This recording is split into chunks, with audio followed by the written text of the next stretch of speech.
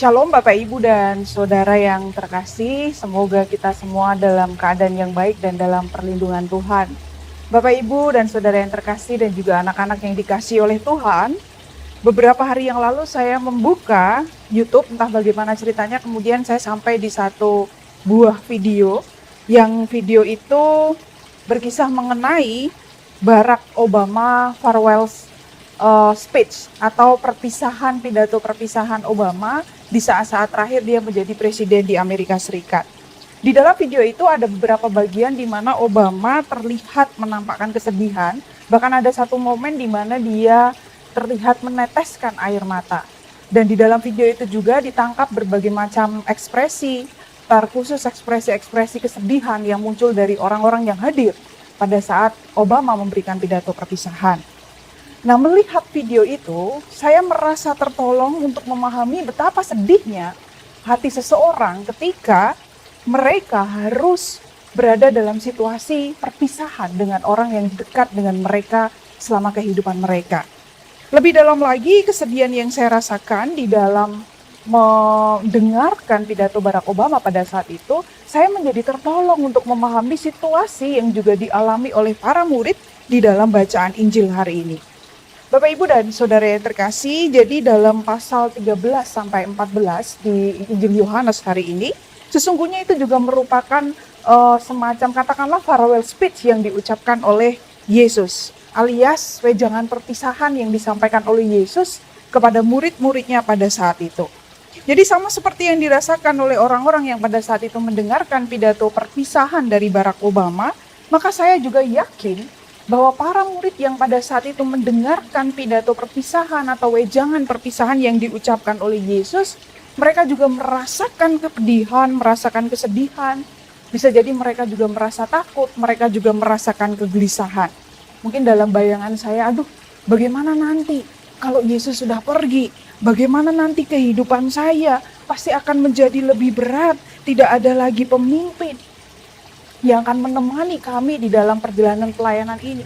Belum lagi kalau kita melihat di pasal 13 di bagian yang terakhir, kita akan melihat di sana bahwa Yesus mengatakan sebelum ayam berkokok, Petrus akan menyangkal Yesus. Jadi berbicara mengenai perpisahan saja sudah berat.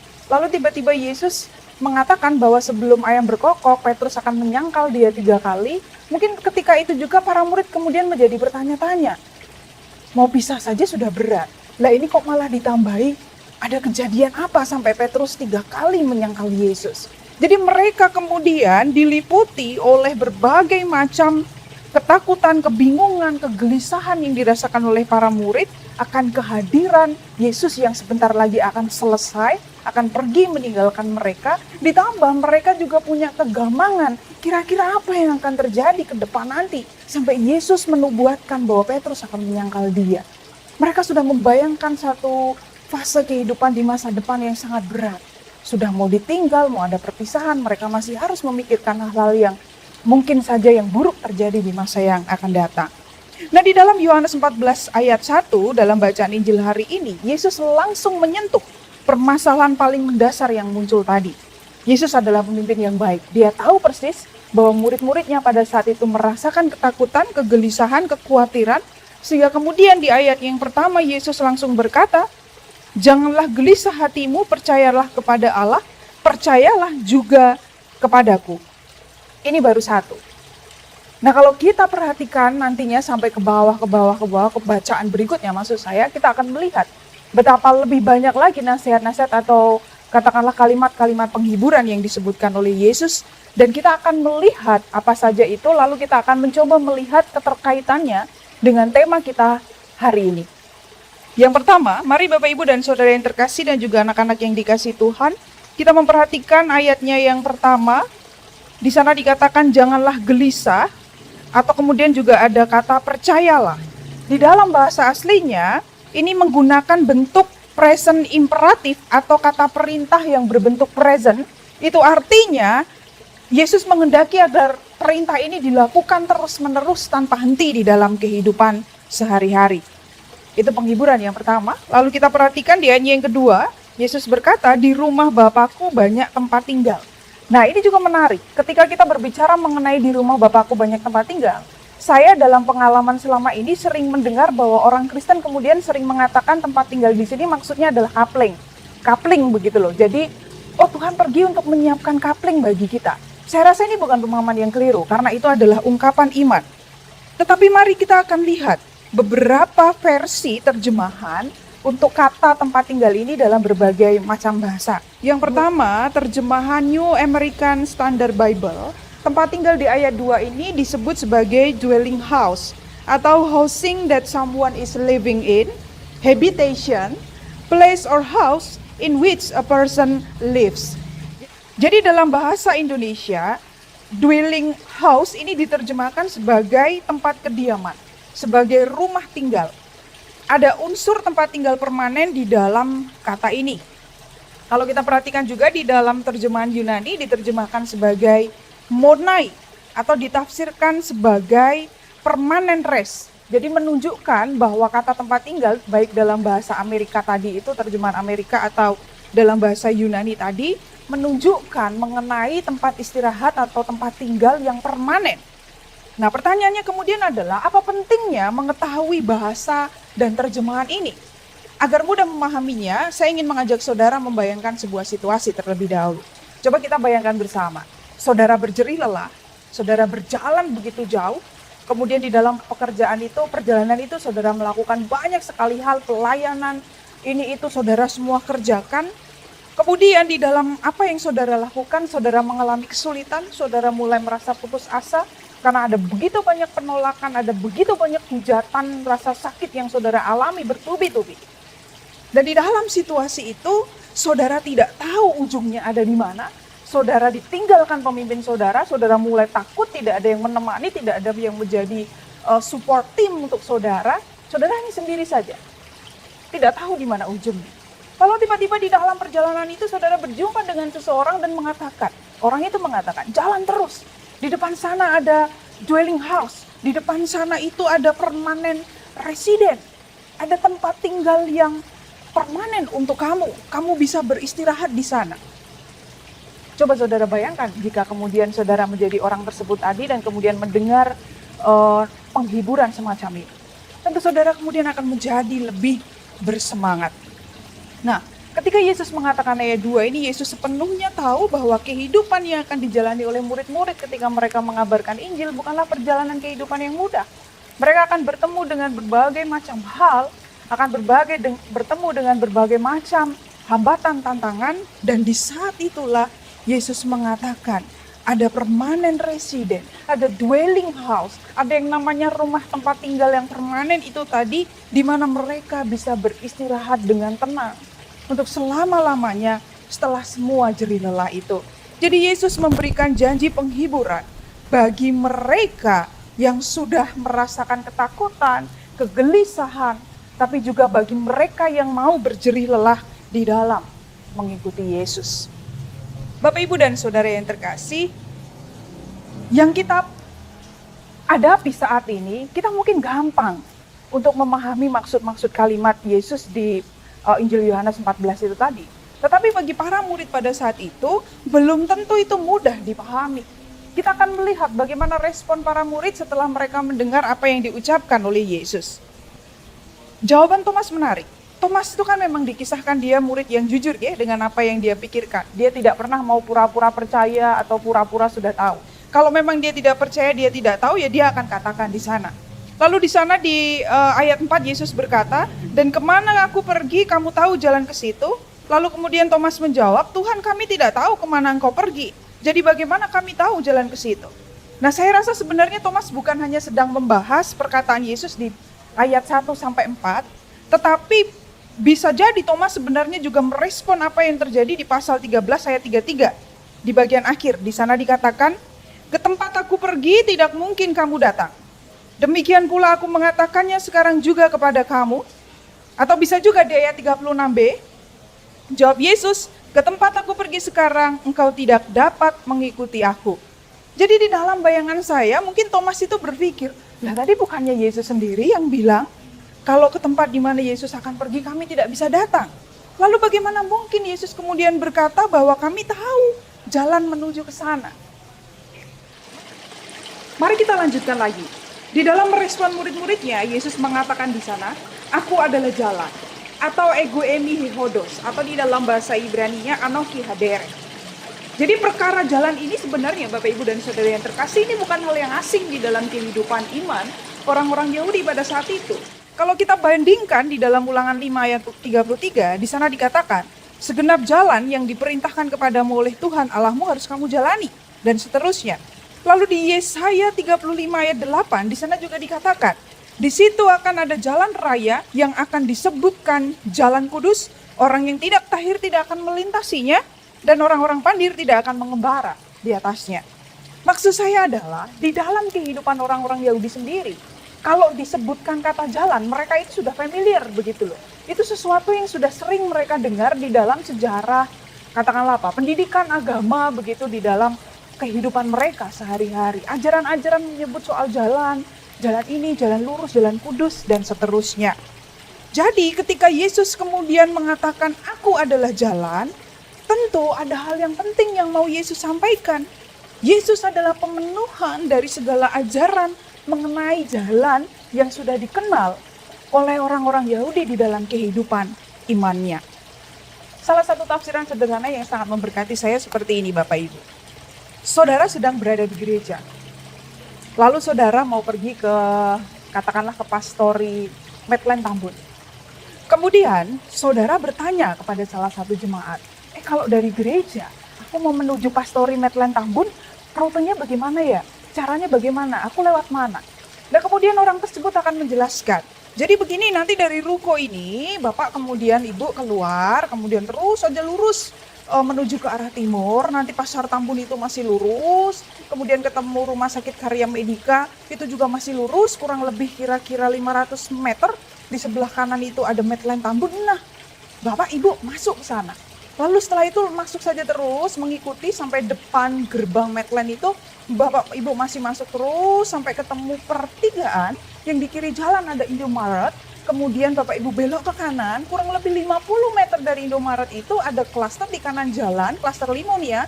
Nah Bapak Ibu kemudian masuk ke klaster itu, lalu belok kiri, ketemu pertigaan, belok kanan, ketemu lagi pertigaan ketiga belok kanan, ketemu pertigaan lagi belok ke kiri, ketemu pertigaan kedua belok kanan. Nah mentok rumah ada hooknya, itulah Pastori Medland Tambun. Saya yakin sungguh ketika ini dicoba, bagi yang belum pernah, pasti akan kesasar. Entah karena bingung, entah karena lupa arah panduan tadi. Nah Bapak Ibu dan Saudara yang terkasih, saudara tidak akan tersesat. Seandainya orang yang tadi saudara tanya itu kemudian mengatakan, "Oh mau ke sana ya? Saya antar deh, ikuti saya tahu jalannya." Nah pada saat itulah yang terjadi adalah saudara tadi sudah menjadi jalan bagi saudara dan saudara tidak akan tersesat.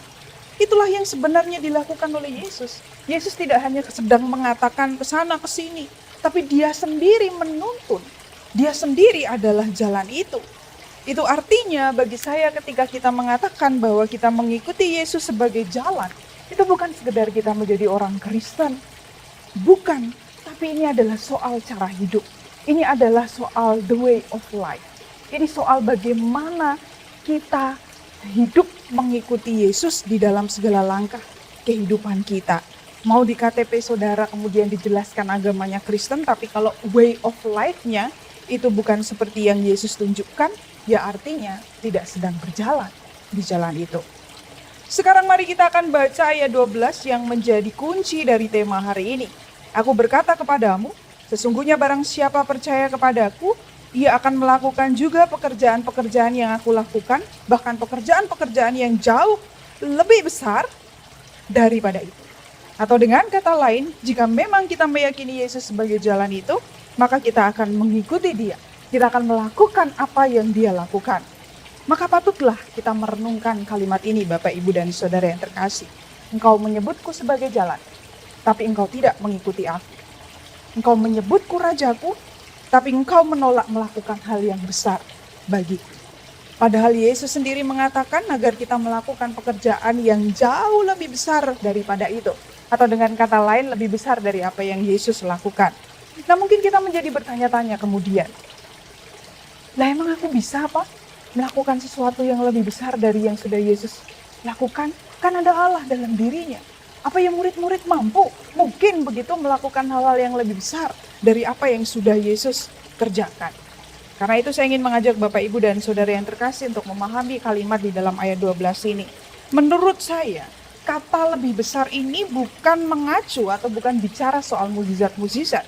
Karena kuasa Allah dalam diri Yesus kita yakini dan kita amini, kita imani, itu jauh lebih besar daripada kuasa yang dimiliki oleh murid-muridnya. Sehingga saya mengutip pendapat William Barclay, salah seorang teolog yang mengatakan bahwa selama Yesus hidup dan berkarya, Yesus itu tidak pernah keluar, pelayanannya tidak pernah keluar dari daerah Palestina. Dan kemudian murid-muridnya lah yang pergi ke banyak tempat lain dan banyak orang di banyak negara, banyak tempat yang dimenangkan bagi Kristus. Jadi murid-murid itulah atau rasul-rasul itulah yang kemudian menyebarkan ajaran Kristus kemana-mana. Dan kemudian Yesus memang benar, Yesus membuka jalan, pekabarannya ya. Tetapi kemudian murid-muridnya lah yang menyebarkannya, menyampaikannya ke tempat-tempat yang lebih jauh.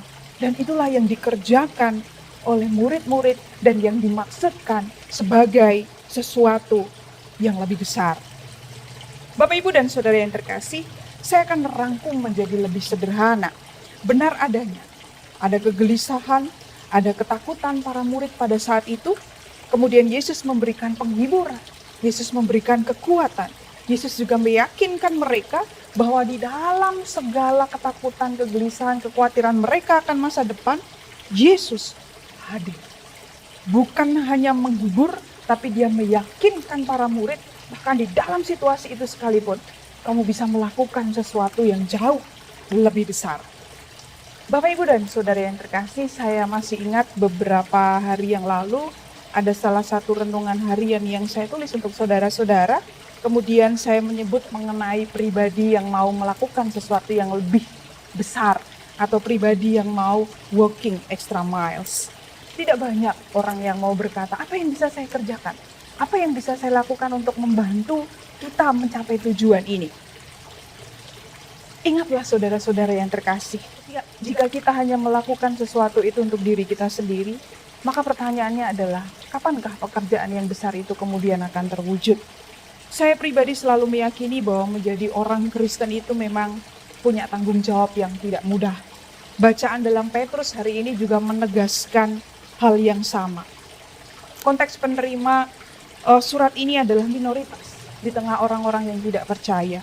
Maka panggilan untuk menjadi berbeda, panggilan untuk melakukan sesuatu yang lebih besar dibandingkan orang-orang pada umumnya, itu juga menjadi tantangan yang luar biasa dan perlu diperhatikan dalam kehidupan sehari-hari. Petrus bahkan mengatakan umat saat itu sebagai bangsa yang terpilih, imamat rajani, bangsa yang kudus, umat kepunyaan Allah. Dan ini bukan penyebutan tanpa makna ya, tapi dalam identitas itu kita diajak untuk melakukan pekerjaan-pekerjaan yang besar, memberitakan hal-hal yang besar dalam kehidupan kita. Kita diajak untuk walking extra miles. Saudara diminta berjalan 1 mil. Saudara sudah melakukannya, itu baik. Tapi jika kemudian sahabat saudara kesulitan untuk berjalan, maukah kemudian saudara berjalan 1 mil lagi demi menolong dia? Jika mungkin dulu saudara suka berbohong, lalu saudara sadar dan tidak lagi berbohong, itu baik, itu bagus.